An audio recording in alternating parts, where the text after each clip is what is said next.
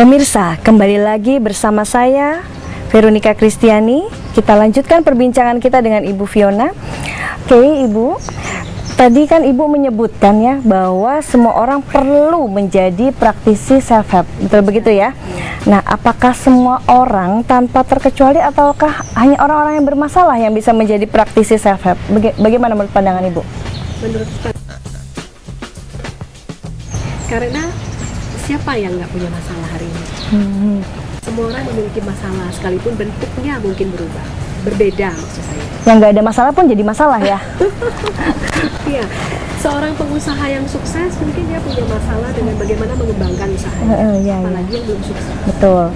Sebagai orang tua saja, dari anak kecil ya sebelum sekolah ada masalahnya sendiri. Waktu mereka balita kita punya problematika sendiri tuh membimbing mereka. Iya, betul. Ketika masuk sekolah juga begitu. Ada masalahnya Ketika sendiri. remaja ada lagi masalah lain. Jadi sepanjang hidup boleh dibilang kita menyelesaikan Permasalahan ya. hidup seperti itu.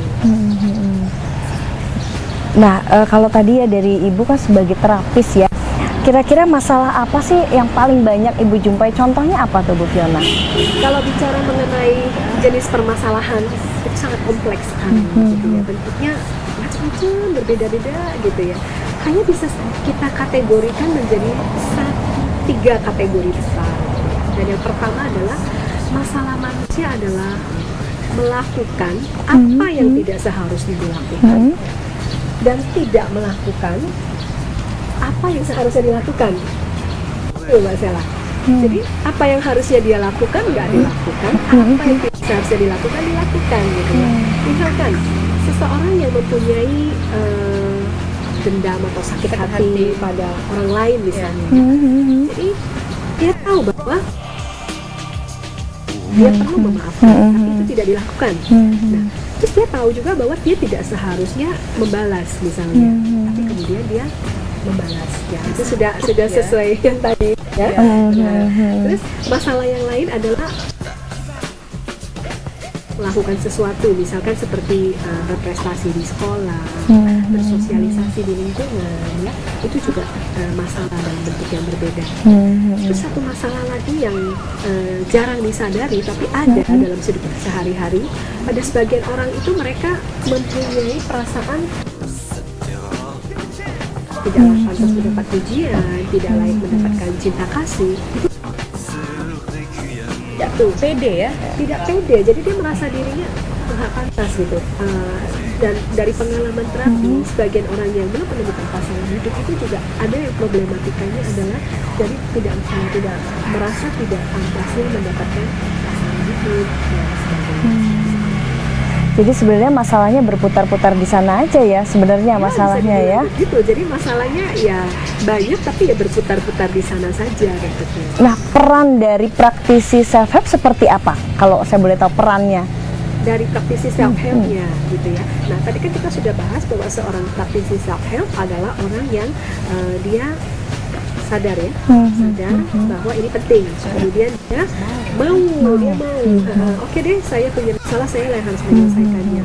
Kemudian dia sudah benar-benar dalam masalah, ada lagi tahapan berikutnya, Bu Kristi. Jadi seseorang kalau bisa mengatasi masalahannya, pertama adalah dia aware, sadar lagi ya, aware bahwa oh ya, saya sedang mengalami masalah.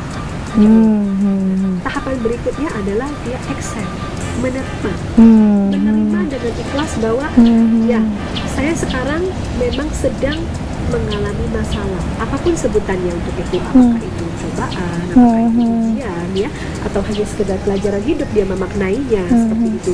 Tapi dia aware, termasuk. Jadi dia aware bahwa oke, saya mempunyai masalah dan iya, saya terima, saya mempunyai masalah ini. Setelah dia lampaui kedua tahap ini, baru yang berikutnya. Yang berikutnya adalah dia punya willpower atau usaha untuk menyelesaikan masalah dia. Ubah masalah tersebut. Betul. Jadi setelah dia sadar dia punya masalah, dia terima keadaannya, kemudian dia baru melakukan segala sesuatu untuk menyelesaikan itu. Nah, misalnya aja seseorang yang menderita cancer, kalau dia bisa terima keadaan dia bahwa sekarang dia sedang sakit, akan lebih mudah bagi dia untuk melampaui semua itu daripada orang yang terus bertanya, kenapa saya, kenapa harus saya, dan sebagainya. Lebih bahaya gitu ya. Nah, seperti itulah Bu Kristi. Berarti kuncinya adalah menerima begitu ya? Menerima itu penting sekali. Bisa kita katakan bahwa penerimaan atau acceptance itu adalah awal dari kesembuhan. Itu apakah perlu dicarikan sampai akar permasalahannya, ataukah memang masalah yang ada pada saat itu, atau bagaimana tuh Bu Fiona biasanya?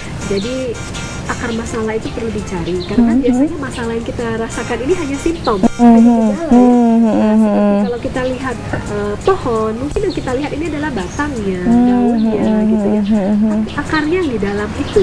Jadi kalau kita mau cabut, bukan tebang pohonnya, nanti akan tumbuh lagi. Oke, jadi harus sampai akarnya ya? Akarnya yang harus kita cabut, kita bersihkan, baru semua permasalahannya ikut hilang.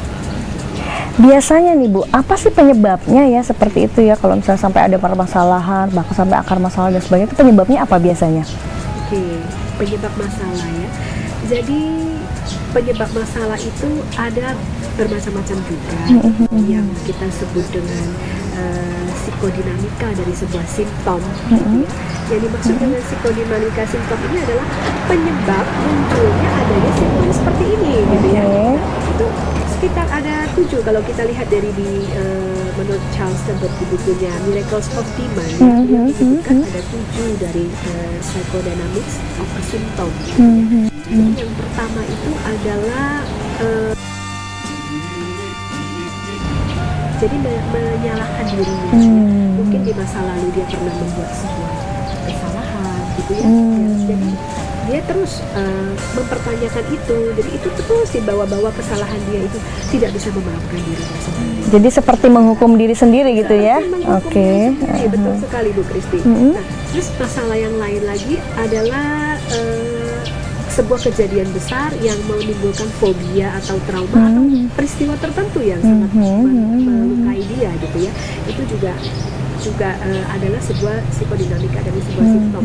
Misalkan saudara-saudara kita yang mengalami tsunami gitu ya, kita kalau mendengar kata laut, pantai gitu, mungkin kita senang ya. Tapi bagaimana dengan mereka? Itu bisa langsung merinding, keluar keringat dingin, kaki gemetaran. Nah, itu adalah contoh sesuatu yang nggak bisa dihindari. Seperti itu. Terus yang berikutnya lagi, konflik diri. Milih si A atau si B. Nah Mbak Sheila itu ya, konflik ya Mbak? Jadi konflik diri di dalam dirinya sendiri saling berbenturan. Ya ada 2 kutub yang satu pengen ke sana, yang satu pengen ke sini. Jadi bingung deh. Konflik diri itu juga salah satu. Itu tiap penyebab ya, kita selalu dikasih pilihan betul, harus memilih ya. Itu selalu ada Hidup ini pilihan. adalah pilihan. Benar, Ya, benar.